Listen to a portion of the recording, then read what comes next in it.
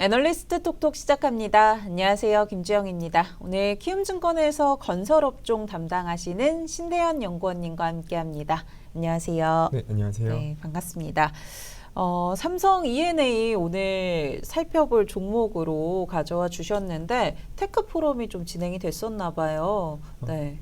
네, 이거 애널리스트들이랑 그다음에 삼성 E&A 파트너사들이랑 같이 좀 모아가지고 삼성 E&A에서 기술 설명회 같은 것들을 해주는 부분들이 있거든요. 이것들 한번 다녀와서 탐방 코멘트를 좀 작성했습니다. 네, 여기서 좀 보니까 중동에서 가스 수요가 좀 증가하고 있다라는 부분들 정리를 해주셨는데 뭐 배경이라던가 좀 더 구체적인 이야기들 들어보면 좋을 것 같습니다. 사실 이번 테크 포럼에서 제가 되게 많이 집중을 했던 부분들은 유가가 많이 올랐음에 따라서 이제 사우디랑 UAE 쪽에서 향후에 수주가 많이 늘어날 텐데 어느 부분에서 좀 삼성 E&A가 어느 부분에서 좀 수주가 많이 늘어나고 삼성 E&A가 어떻게 수혜를 좀 볼 수 있는지에 대해서 좀 많이 고민을 했다, 대답을 많이 듣고 왔다라고 네. 봐주시면 될 것 같습니다. 그래서 어느 정도 사우디랑 UAE 같은 경우가 아무래도 에너지 수요가 많이 증가를 하다 보니까 이 에너지 패권의 경쟁에서 좀 향후에 나설 것으로 예상을 하고 있고요. 특히 UAE 같은 경우가 최근에 오펙을 탈퇴를 하다 보니까 중동 전쟁이 끝나면은 이런 에너지 패권 경쟁이 좀 심해지지 않을까라고 생각을 하고 있습니다. 아무래도 에너지 부분에서 좀 우위를 좀 점하려는 그런 모습들도 확인이 되고 있는데 좀 나라별로 그럼 살펴보자면 사우디아라비아의 경우에는 이제 가스 수요가 생각보다 굉장히 많이 증가를 하고 있고 뭐 이 부분이 원유 수출로 좀 이어지는 것 같더라고요. 네, 맞습니다. 일단 사우디 같은 경우에는 대부분의 이제 발전원 비중을 좀 보게 되면은 천연가스 같은 경우가 63%고 석유가 한 34% 정도 차지를 하고 있거든요. 네, 아무래도 사우디 같은 경우도 좀 친환경적으로 돌아서려고 하다 보니까 이런 석유들에 대한 수요를 좀 대체로 천연가스랑 신재생 쪽으로 바꾸려고 하고 있습니다. 다만 이 신재생이 아직 비중이 많이 낮은 상황이기도 하고 설치하는데 시간이 좀 걸리다 보니까 이 대부분의 석유 같은 경우가 천연가스 발전으로 좀 넘어갈 것이다라고 생각을 하고 있고요. 네. 사우디 같은 경우에도 여전히 비전 2030 저희가 잘 알다시피 비전 2030에서 이 원유 수출에 대한 의존도를 좀 줄이고자 산업 제조업에 대한 투자를 많이 하고 있고 이에 따라서 사우디의 연간 발전량 자체가 20년도 이후로 많이 증가를 하고 있는 상황입니다. 이거에 맞춰서 이제 천연가스에 대한 수요도 많이 증가를 하고 있고 사우디 같은 경우는 대체로 다 내수의 생산으로 이 천연가스의 생산량을 맞추기 때문에 이 부분들에 있어서 향후에 발전량이 증가를 하면은 자연적으로 가스 생산량이 늘어날 수밖에 없는 상황이다라고 보고 있고요. 결국 사우디 같은 경우는 이 에너지 패권 관점에서 보면은 이렇게 석유에 대한 발전 의존도를 줄이면서 네. 이 석유 수출을 좀 많이 늘리려고 하고 있는 상황입니다. 아무래도 이전 대비해서 이 수출량 자체가 많이 감소를 하다 보니까 네. 가격 결정권을 좀 많이 잃은 상황이거든요, 사우디가. 그러다 보니까 이런 부분들을 늘리기 위해서는 결국 원유 수출량을 늘리고 이런 방향으로 좀 나아갈 것 같다라고 판단을 하고 있는 겁니다. 그러니까 내수에서는 석유보다는 천연가스 중심으로 사용을 하고 생산도 천연가스로 좀 돌리는데 이제 남는 부분을 수출로 넘어가서 좀 에너지 패권을 가져가려고 한다라고 정리를 해보면 될까요? 네, 맞습니다. 결국 천연가스에 대한 내수의 발전 같은 경우는 천연가스로 돌리고 이제 남아있는 원유를 가지고 수출을 함으로써 해외에서의 이제 가격 결정권을 좀 가져가려고 하는 움직임이다라고 봐주시면 될 것 같습니다. 네, 그러면은 반면에 좀 아랍에미리트를 살펴보면은 마찬가지로 가스에 대한 수요는 높은데 좀 결과적으로는 지향점이 다른 것 같더라고요. 네, 조금은 다르다라고 봐주시면 될 것 같고요. 결국에는 어느 정도 비슷한 거는 내수에서 천연가스에 대한 가스 수요가 많이 늘어나고 있는 부분은 똑같다라고 봐주시면 될 것 같고요. 다만 저희가 좀 생각해 볼 만한 부분은 이제 UAE 같은 경우는 오펙을 탈퇴하지 않았습니까? 네. 탈퇴를 한 이후에 어느 정도 가스 수출 자체를 좀 늘리고 싶어하는 부분들이 있다라고 봐주시면 될 것 같아요.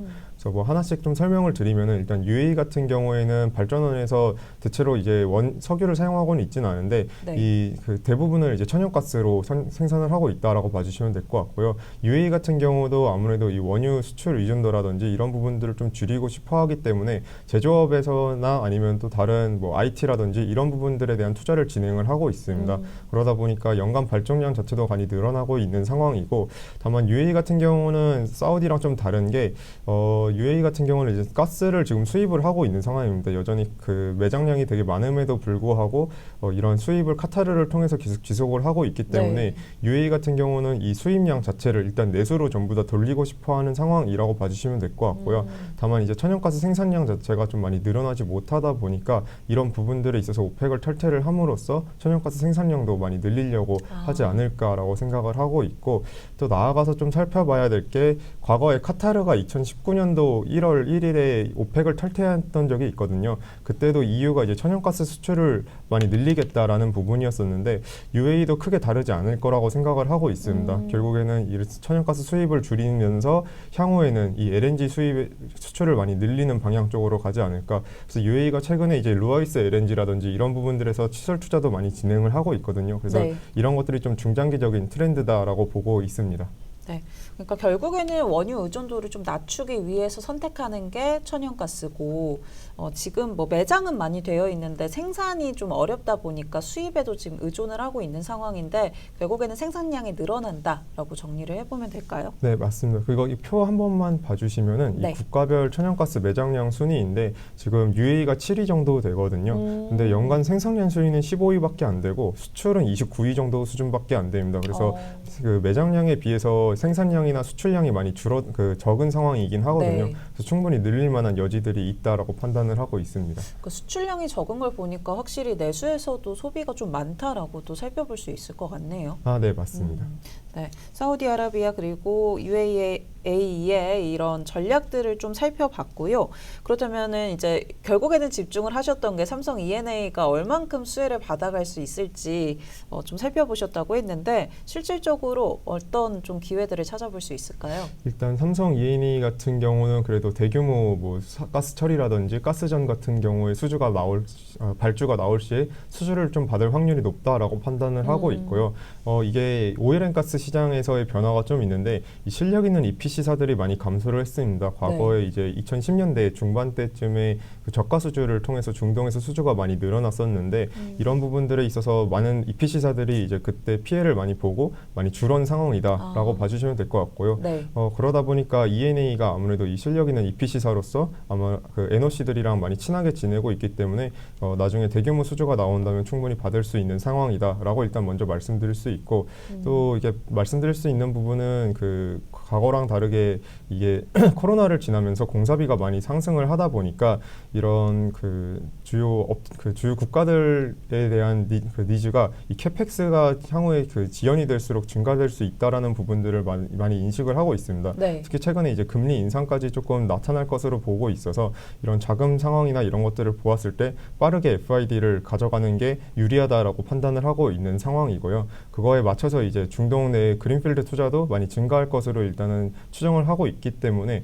여전히 삼성 E&A에서 많이 그 기회가 있다라고 보고 있고, 네. 특히 삼성 E&A가 최근에 수주받은 것 중에 이제 파딜리 가스라는 파딜리 가스 플랜트 확장이라는 프로젝트가 하나 있는데 네. 이쪽에서 이제 인터페이스 리딩 업체로 그 역할을 하고 있거든요.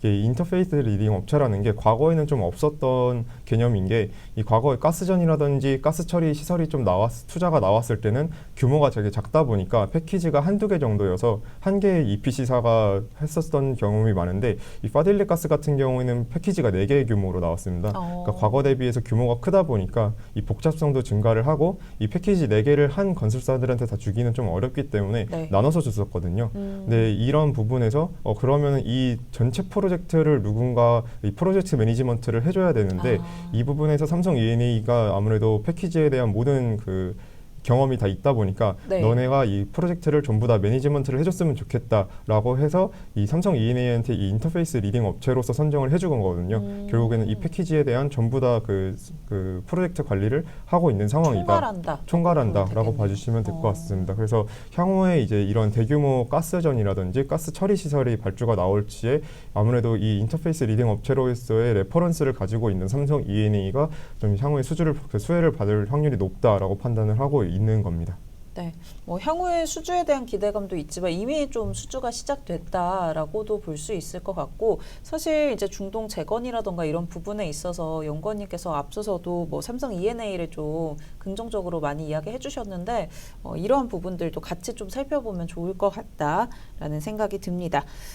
그렇다면은 이제 본격적으로 수주를 받은 것도 있기는 하지만 실적으로나 뭐 앞으로 본격적으로 이런 투자 사이클이 언제 진입이 되냐라는 것도 궁금해하실 것 같거든요. 어느 정도로 좀 전망을 하실까요? 일단 단기적으로 올해라든지 내년 초까지는 여전히 그 중동 재건에 대한 수요들이 많이 나타날 것으로 생각을 하고 있고요. 네. 향후 이제 27년 하반기라든지 28년으로 넘어가면서 이런 발주들이 하나씩 현실화되지 않을까라고 생각을 하고 있어서 어느 정도 중장기 사이클에서 바라볼 만한 상황이다라고 봐주시면 될 것 같습니다. 당장에는 이제 재건에 대한 수요가 좀 더 크고 이후에 이제 인프라를 좀 더 갖춰가려는 모습들 나타날 거다라고 정리를 해보면 될까요? 네, 맞습니다. 네, 이렇게 중동 가스 관련해서 삼성 E&A가 얼만큼 수혜를 좀 받아갈 수 있을지 오늘 이야기 나눠봤고요. 여기까지 도움 말씀 듣도록 하겠습니다. 오늘 고맙습니다. 네, 감사합니다.